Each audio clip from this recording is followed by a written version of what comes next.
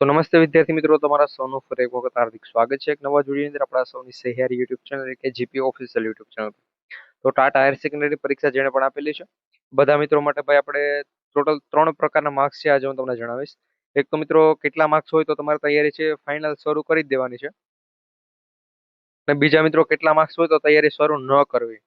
અને સેફ તમારે આમ હોય કે ભાઈ તમારે તૈયારી શરૂ કરી પણ દેવી જોઈએ, એ તમારા ઉપર ડિપેન્ડ કરે કે ભાઈ તમારે તૈયારી શરૂ કરવી કે ન કરવી. અને કેટલા માર્ક્સ હોવા જોઈએ? જો મિત્રો આટલા માર્ક્સ તમારે થઈ જાય તો તમારે તૈયારી શરૂ આજથી જ કરી દેવાની છે.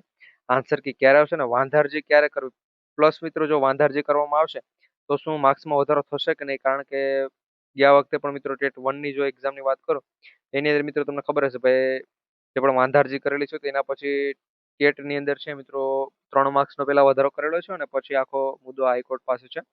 તમને એ તો આપણા વિડીયોના માધ્યમથી ખબર જ હશે. તો અત્યારે હું ઘણી બધી વાત છે આપણે ટાટા હાયર સેકન્ડરીની એક્ઝામ લઈને કરીશું. તો વિડીયોમાં છેલ્લે સુધી બની રહેજો. ચેનલ પર નવા હોય તો ખાસ કરી ચેનલ સબસ્ક્રાઇબ કરવાનું ભૂલતા નહીં.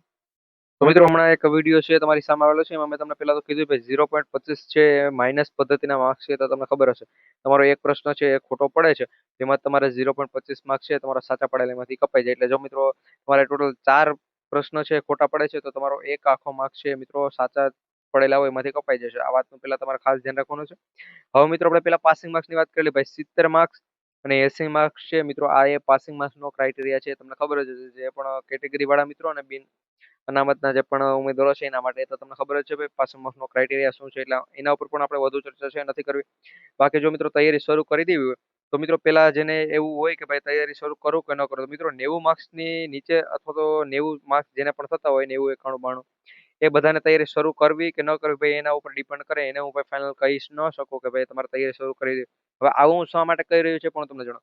એને ભાઈ એમ થતું ભાઈ મારે 90 પ્રશ્ન 90 માર્ક્સ છે મારા થઈ જાય છે, પરંતુ જ્યારે પણ આન્સર કી આવી જાય અને આન્સર કી બાદ મિત્રો એ પોતાનું આખું મેરિટ ચેકઆઉટ કરે ને પછી એને ખબર પડે કે ભાઈ મારે 80 માર્ક્સ નથી થતા અને એનાથી પણ ઓછા માર્ક્સ થાય છે, તો મિત્રો એ વ્યક્તિ પાસ જ નથી. તો પછી એને અમે કીધું કે હા ભાઈ તમે તૈયારી શરૂ કરી દો તો તમારું સિલેક્શન થશે. મિત્રો એ વાત આખી ખોટી પડે. એટલે આપણે 90 માર્ક્સ વાળાને કઈ નથી કહેતા. બાકી જેને મિત્રો 100 માર્ક્સ અથવા તો મિત્રો 110 માર્ક્સ જેને થાય એને ભાઈ એ શું કહેવાય એને આજથી જ તૈયારી શરૂ કરી દેવી.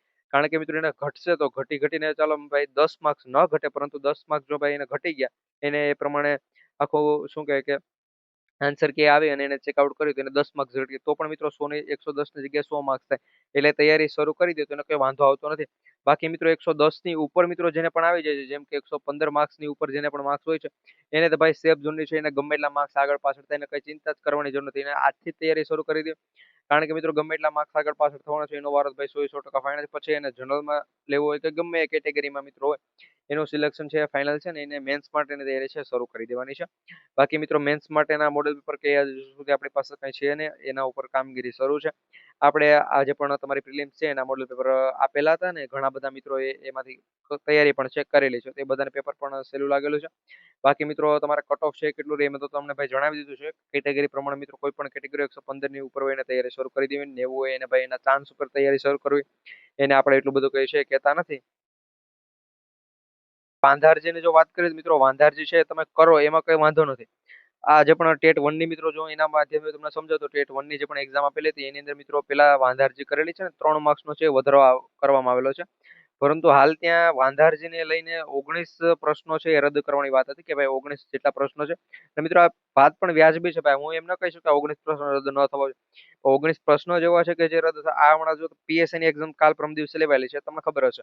એની અંદર મિત્રો ટોટલ 8 માર્ક્સના પ્રશ્નોનો કોઈ જવાબનો મેળ જ નથી. એટલે 8 માર્ક્સ તો એને મિત્રો વધવા પાત્ર થાય જ છે. આ તમારી જે પણ ટાટા હાયર સેકન્ડરી એક્ઝામ છે જો તમારે પાસે આન્સર કે આવી જાય ને તમે જો વિદ્યાર્થીઓ ભાઈ સાથે મળી અને ચેકઆઉટ કરો ને ભાઈ સપોર્ટ કરો તો મિત્રો આપણે પણ છે 1-2 માર્ક્સનો વધારો છે થઈ શકે. કારણ કે ઓલમોસ્ટ બધી ભરતીઓની અંદર આ રીતનું થતું જ હોય છે. બધી એક્ઝામમાં આ રીતનું થતું. મિત્રો આ વખતે આપણે પણ છે વાંધારજી કરવામાં આવે જ્યારે પણ આન્સર કે જાહેર થશે એના પછી વાંધારજીઓ શરૂ થશે. તો જો તમને કોઈ પણ એવો પ્રશ્ન લાગે કે ભાઈ આ સેક્શનનો આ એટલા નંબરનો ભાઈ 7મા નંબરનો પ્રશ્ન છે કે જેની અંદર આ પ્રમાણે વાંધો છે તો તમે પ્રશ્ન કહી શકો છો. અને અમે એના ઉપર મિત્રો થોડુંક એનાલિસિસ કરી અને બધી માહિતી છે ભેગી કરીને પછી આપણે મિત્રો વાંધારજીનું સજેશન પણ કરીશું કે કયા પ્રશ્નમાં વાંધારજી કરવી અને કેટલા માર્ક્સ છે તમને વધી શકે છે. આન્સર કી મિત્રો છે ક્યારે આવશે? તો આન્સર કી છે તમારી 21 તારીખથી લઈને 27 તારીખની વચ્ચે છે આવી જશે. આ પ્રમાણે મિત્રો રાજ્ય પરીક્ષા બોર્ડ દ્વારા જ્યારે પણ ઓફિશિયલી નોટિફિકેશન આવેલી હતી તમારી ટાટા હાયર સેકન્ડરી એક્ઝામને લઈને ત્યારે મિત્રો એમાં માહિતી આપેલી ભાઈ કે એપ્રિલ માસના છેલ્લા સપ્તાહની અંદર એટલે કે 21 તારીખ લઈને 30 તારીખે 27 તારીખની વચ્ચે છે એ તમારી આન્સર કે છે જાહેર થઈ જશે. તો આ પ્રમાણે અપડેટ છે.